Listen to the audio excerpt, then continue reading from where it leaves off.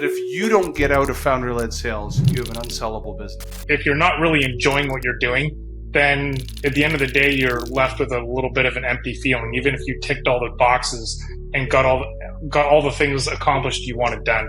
Hire someone from the outside who's got all the experience and a vested interest to see you succeed, and then fill that role whenever you can. But trying to fill too many roles at once, especially like if you're trying to grow too fast.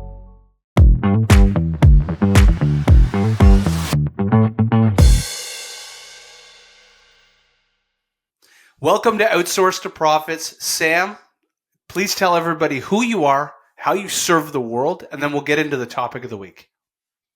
So, yes, my name is Sam Vandervalk. I'm a serial entrepreneur, and I first started with a sport fishing business and then started more businesses after that. And currently I'm working on a business that's going to be similar to Fishing Booker and Airbnb. So, yes, both of those together. So something very big. Well, my business partner, Derek Martin, will love to hear about this as he is a fly fisherman.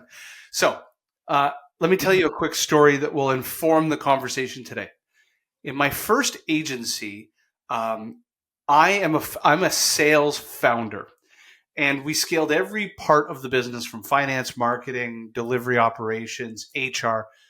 But I held on to sales too long, and I kept getting informed because we had many people coming for potential venture capital investment and or acquisition, that if you don't get out of founder-led sales, you have an unsellable business. So in a state of panic, I think I started rushing towards expanding the sales force and trying to remove myself from the single part of the business that I was adding the most value and frankly, that I was the best at. And what got sacrificed was a few things. Not only did lead conversion drop precipitously, but at the same time, we kind of lost the voice of the customer because I wasn't hearing what the customers really wanted and to inform product innovation. Yeah. Now I'm on agency number 3, and I'm systematically going to build a sales-led sales organization because we are PE backed, but I'm going to do it much more intently and slowly with no set agenda on speed, but removing and actually bifurcating parts of sales that I'm not good at. I'm not as great at the account management side. I'm a net new business development guy. So I'm going to hold on to that into millions and millions of dollars of revenue, but take the pieces that I'm not strong at, upsell and cross-sell, and move that off. So with that being said, Sam, this is what you and I were talking about at the beginning of the podcast. And you kind of juxtapose the natural inclination that everybody has. Like, you have to get out of founder-led sales. But can you explain for the audience where that might not be the best course of action for you in the business? And don't just take the venture capital playbook of you've got to get out of sales and you have to move to sales-led sales. Why isn't that the best piece of advice? Well, I think it depends on, you have to figure out what you really like to do and what makes you come alive. So if sales is the thing that really makes you come alive, then figure out how to make that the better part of your day and your responsibilities. I think you thrive the best in the things you're the best at. And so if you're trying to do tasks that you're just like, okay, got to get this through.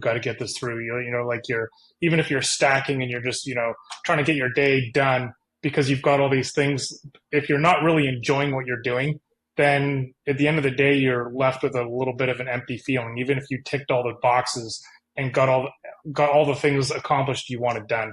So I would say that figure out what you really love to do in that process and stay with that. And if you can make that the strongest part of the team because you're still involved in that, then do that. Obviously, you don't want to let the other parts of the business suffer. You need to make sure all those parts are plugged.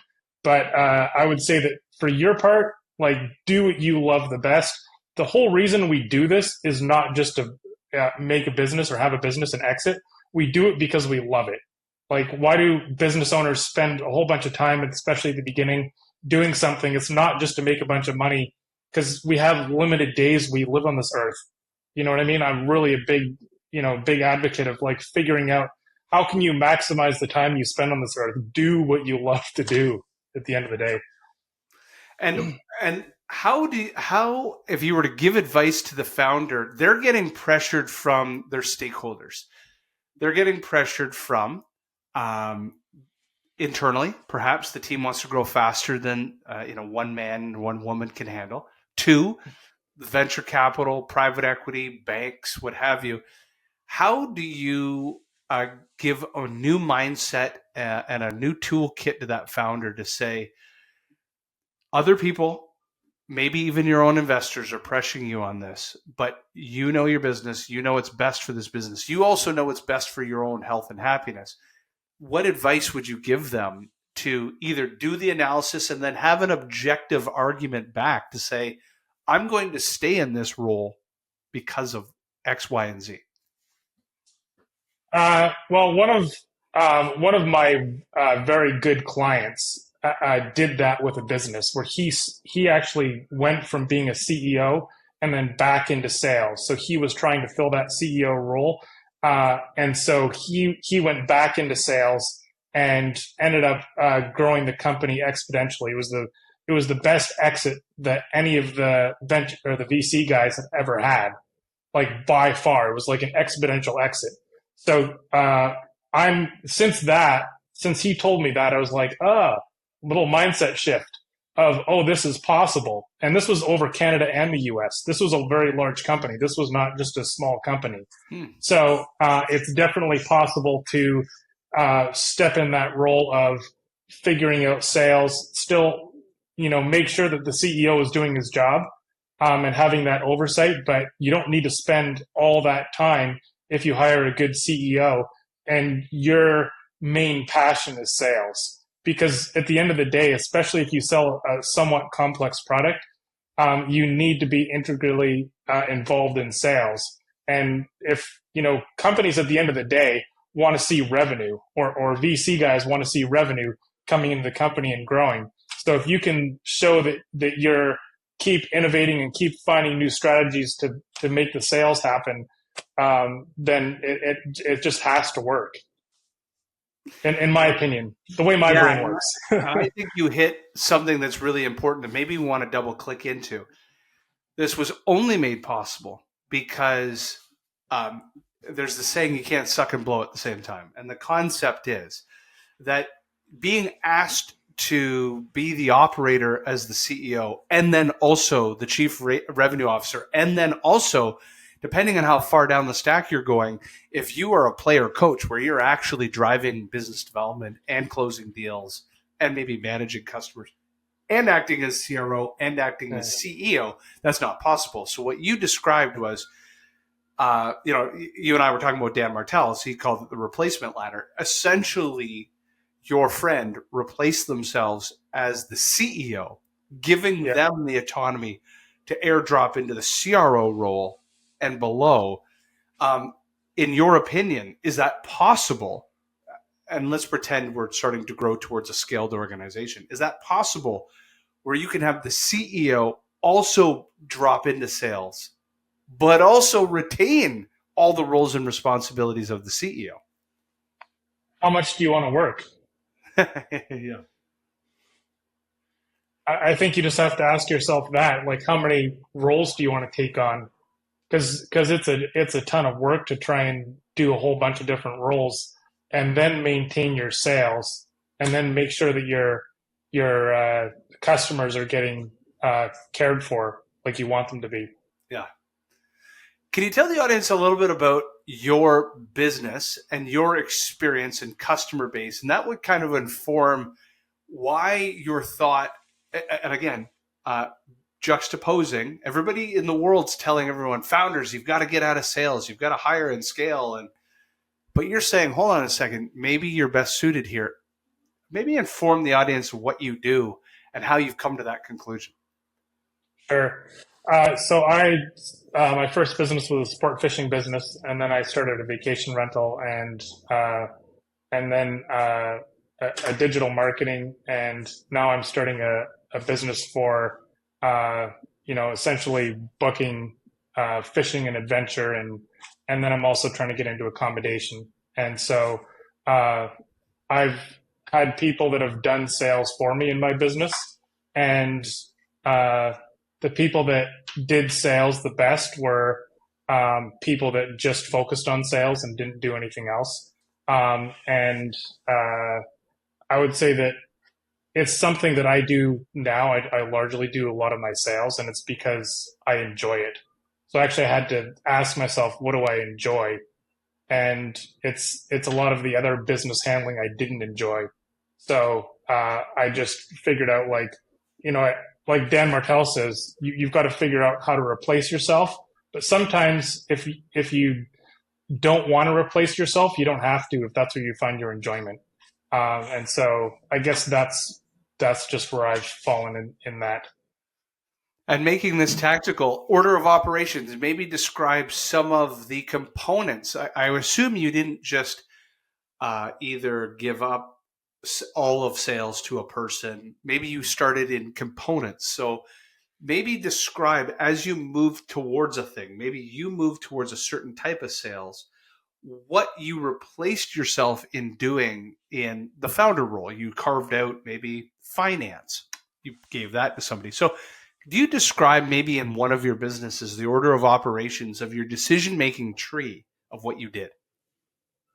So I mean, my businesses are not VC backed. I backed everything, and so my businesses are smaller. So I don't have a whole bunch of people to answer to.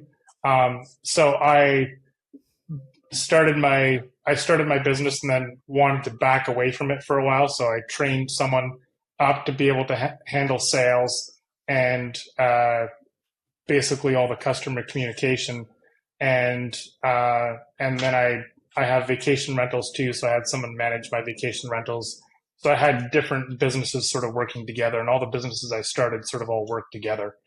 So And what yeah, I component guess. of those, what part of the roles did you either disdain or discover you didn't like, and maybe found and replaced out of those right away so you could free up time for sales? Uh, Logistical stuff. So customer communication once the sales has happened. Yeah. That I don't like doing that kind of stuff. I hate it. And at some point, AI is going to mostly take it over. So this new system I'm building is going to do away with almost all that. It's all just going to be done inside the system. Yeah. Yeah. This is fantastic. Any other piece of advice, words of advice you could give to founders who, again, maybe being pressured to do something because that's the playbook that PE, VC have told them to do, but is kind of counterintuitive to their own passion and the reason that they started the business? The reason a lot of times you forget when you start a business, you did this maybe a little bit of financial freedom, but the rest of it is freedom, time freedom, Mm-hmm. autonomy. Yeah. And what advice would you give back? Yeah, I would say that it'll take some searching within yourself to figure out what you're good at. So figure out what your skills are, and then really double down on what your skill set is, and let other people do the things that you're not good at. You can't fake it. Like if you're not good at accounting, you're not going to tell it, or you're not going to have a meeting with an accountant and pretend you're good at accounting. It's just not going to happen. And then things that things that really cause you a lot of stress, figure a way to delegate away the things that cause you stress if you possibly can. Even if you have to hire another company to do something, instead of trying to take on an employee right away to fill that need, hire someone from the outside who's got all the experience and a vested interest to see you succeed, and then fill that role whenever you can. But trying to fill too many roles at once, especially like if you're trying to grow too fast. This is one of the issues I had. I tried to grow too fast, and then I was trying to train people up, and I didn't have all the knowledge. Like I thought I had a fair amount of knowledge, but I didn't have all the knowledge I needed. So it would have been better off for me to hire outside firms or companies, or even just solo, people to take care of what you need, and then you can focus on the thing that's actually going to drive the income and the sales for your company. This is fantastic. How do people get a hold of you if they want to learn more? Well, I guess they can really, find me on LinkedIn. So I think that's how you found me. So we'll say that they can find me on LinkedIn. Fantastic. Greatly appreciate you being on the show. Thank you very much. Much Thank you. appreciated. Bye. Okay.